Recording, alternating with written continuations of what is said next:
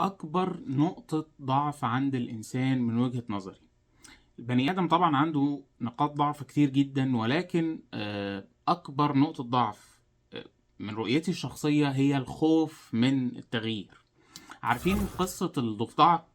في قصة مشهورة كده بتقول إن الضفدعة لو حطيتها في مية مغلية طبعا هتقفز بعيدا عن المية دي عشان تحمي حياتها، ولكن لو جبت ضفدعة حطيتها في إناء فيه مية درجة حرارتها طبيعية جدا، ولكن رفعت درجة الحرارة دي تدريجيا ببطء شديد من غير ما الحرارة ترتفع مرة واحدة، الضفدعة مش هتلاحظ التغير في درجة الحرارة، فبالتالي هتفضل موجودة في المية.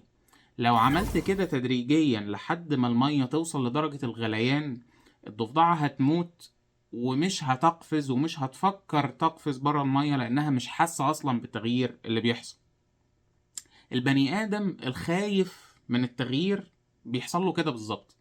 يبقى مثلا شغال في مشروع والمشروع ده بيخسر، ولكنه خايف ياخد فلوس ويحطها في مشروع تاني، يقولك ايه، ما انا ممكن برضو اخسر اكتر من اللي بخسره دلوقتي. يبقى بيدرس في جامعة وحاسس انها مش مناسبة ليه ودرجاته وحشة، ولكن خايف يسيبها ويروح لتخصص تاني يمكن ما ينجحش فيه. يبقى محاط بمجموعة من الناس مثلا بتأثر عليه بشكل سلبي، ولكن خايف يقطع علاقته بيهم عشان ما يضمنش انه ممكن يلاقي ناس تانية افضل منهم، وهكذا. امثلة كتير بقى.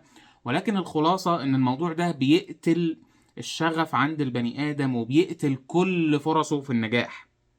وانا هنا مش بدعوك لمغامرة غير محسوبة، ومش بقولك لما تكون في مشروع ويخسر شوية على طول روح لمشروع تاني. انا بقولك احسب وفكر في البدائل المتاحة قدامك كلها قبل ما تاخد خطوة التغيير، ولكن لو حسبت ولقيت ان التغيير افضل، توكل على الله وانطلق وما تخافش.